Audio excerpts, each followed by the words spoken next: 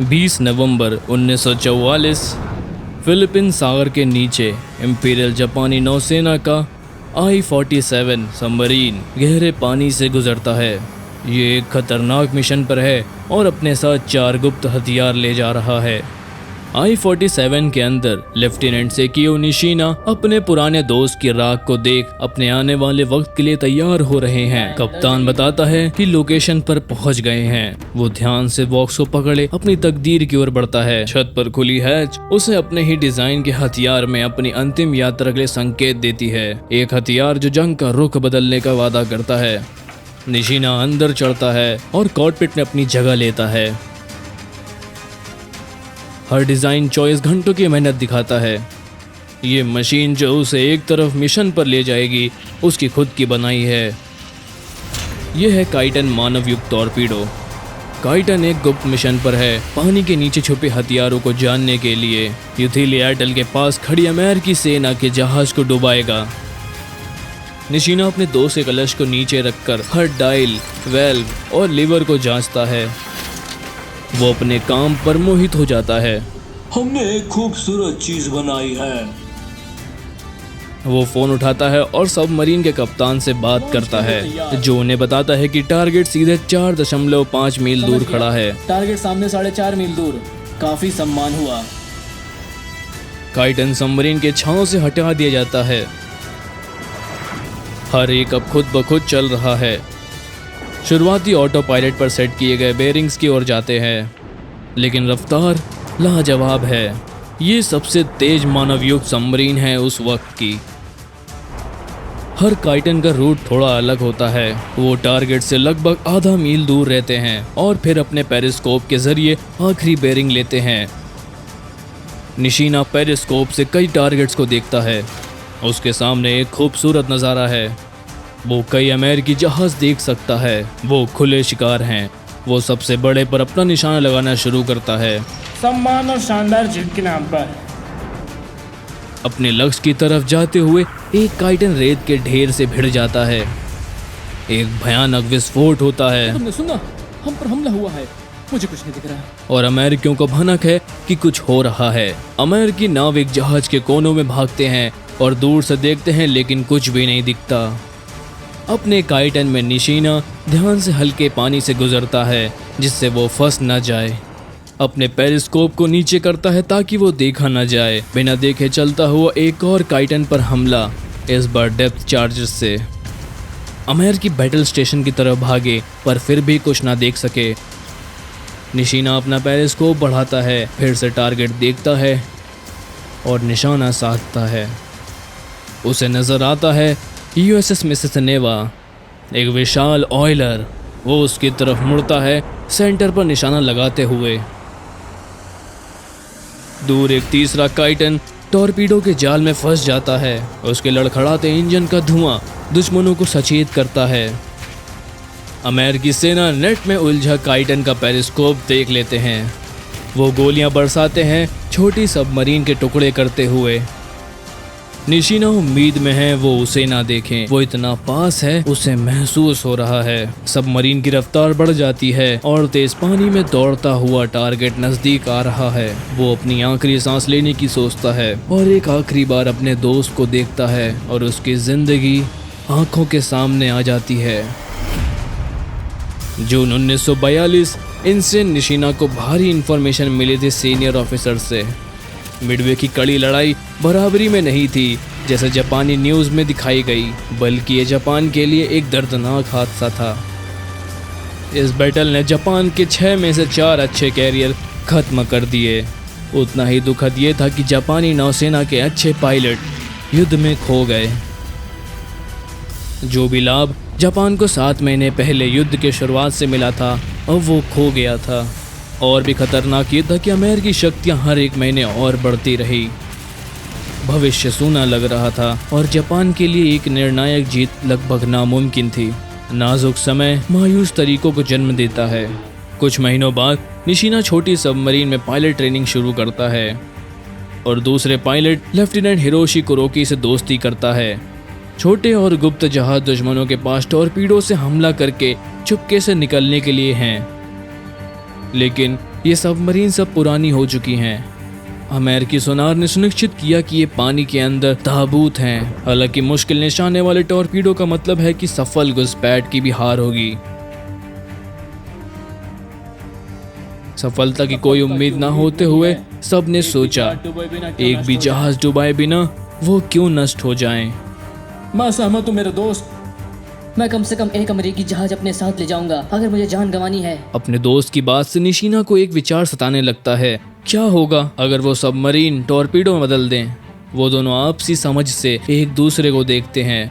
Japan के लिए युद्ध खराब चल रहा है और अमेरिकियों के पास कई जहाज और सैनिक हैं। इसलिए दोनों दोस्त बदनाम कामिकाज़े को काम में लाने से पहले ही स्केच बनाना शुरू कर देते हैं। कुरोकी और निशीना इस रणनीति का इस्तेमाल करने का सोचते हैं, पर समुद्र के नीचे वो अपना सुझाव रखते हैं, लेकिन अधिकारी उन्हें नजरअंदाज कर देते हैं तब तक जब तक वो खून से लिख के अपनी सच्चाई साबित ना कर दें। अपनी कट्टरपंथी योजना से जापानी पायलट को मौत के मुंह में डालना अधिकारियों के लिए इसे बचाना मुश्किल था।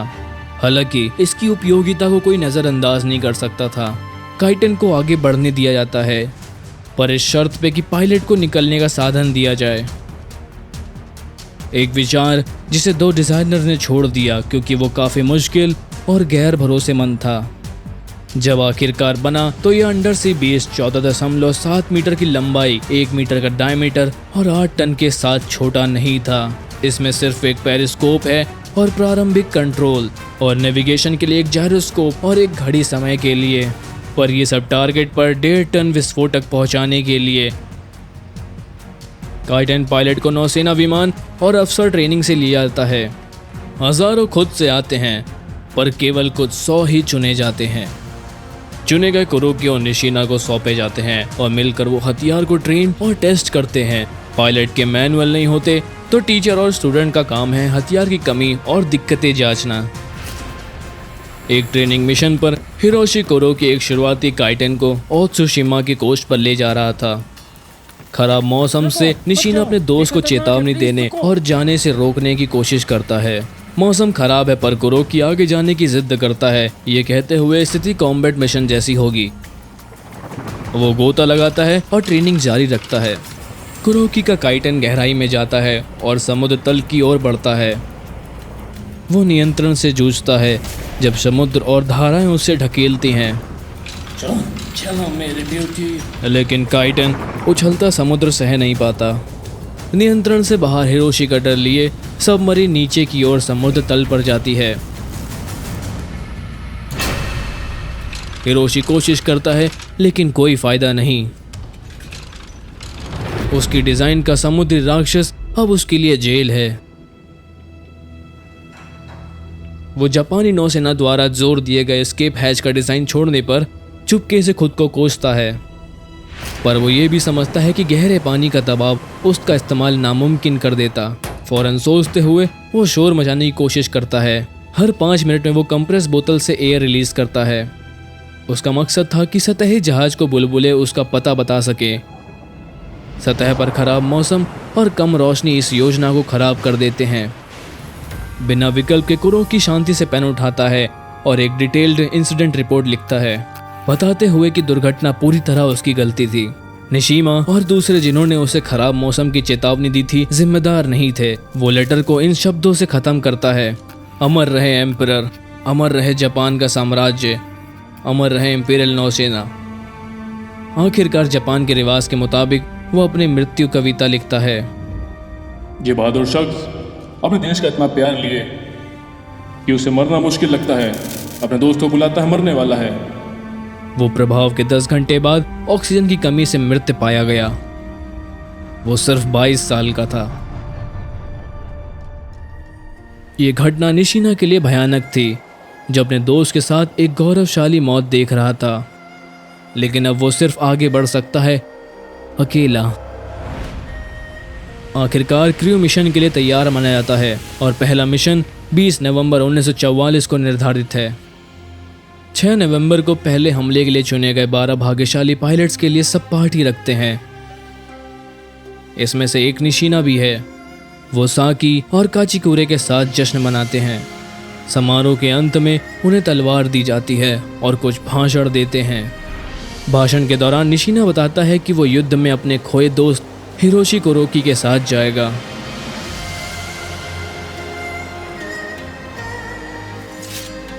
वो उसकी राख को काइटन नंबर 1 में ले जाएगा और दुश्मन जहाज पर एक साथ हमला करने का वादा निभाएगा।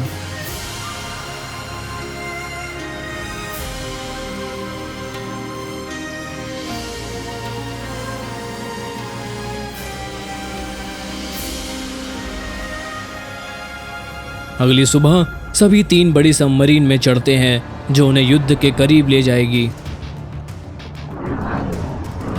सबमरीन में सवार पायलट को काफ़ी ज़्यादा सामान देते हैं। क्रू सच्चाई से चारों पायलट को चारों जहाज पर चढ़ते हुए देखता है।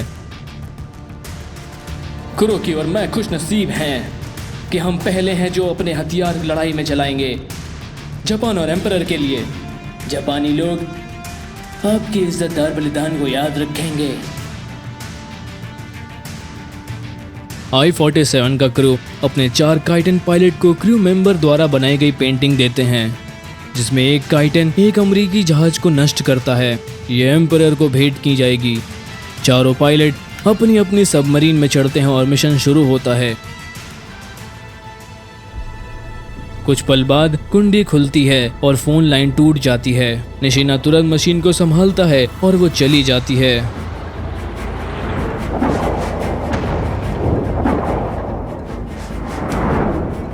निशिना पानी के अंदर विस्फोट सुनता है और जानता है कि उसके दोस्त मुश्किल में हैं। वो सतह पर उड़ता है और आगे बढ़ता है। जो उसे नहीं पता वो इकलौता काइटन बचा है। इस दिन जापान की जीत की आखिरी उम्मीद थी। अमरीकी ध्यान से पेरिस्कोप की तलाश कर रहे हैं, लेकिन निशिना पहले ही जांच के करीब जा रहा है। अपना पेरिस्कोप नीचे किए। वो अब पूरी रफ्तार से 30 नॉट या 34 मील प्रति घंटे पर है, लेकिन वो इंजन की आवाज़ नहीं सुन पाता और पानी का तेज बहाव और आवाज़ दूर हो जाती है। जैसे ही वो इसे भाग्य मानता है, हमने कर दिखाया मेरे दोस्त। निशिना अपनी आंखें बंद करता है।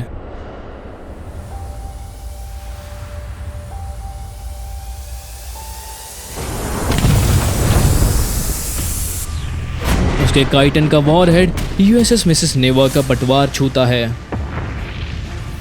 प्रभाव का झटका विस्फोट चार्ज बढ़ाता है। एक बड़ा विस्फोट विशाल ऑयलर के 2 टुकड़े कर देता है। इसके टैंक खोलते हुए विशाल आग भड़काता है जो एंकरेज को रोशन कर देती है। दूसरे विस्फोट जहाज हिला देते हैं जब इसके कई गैस टैंक सुनहरे आग के गोले बन जाते हैं। जहाज नियंत्रण से बाहर डूब जाता है, 63 लोगों की जान लेते हुए। दूर काइटन के विस्फोट देखते हुए सबमरीन क्रू मान लेता है कि चारों सफल हुए और वास्तविकता से ज़्यादा 2 सफलता दर रिपोर्ट करते हैं। ये झूठी रिपोर्ट जापानियों को और काइटन मिशन के लिए प्रेरित करता है, पर कुछ ही सफल हुए। कुल 106 जवानों ने अपनी ज़िंदगी गंवाई इन भयानक मशीनों को चलाने में। यूनाइटेड स्टेट के सूत्रों के मुताबिक केवल 3 ने अपने लक्ष्य मारे, 187 अमरीकियों की जान लेते हुए।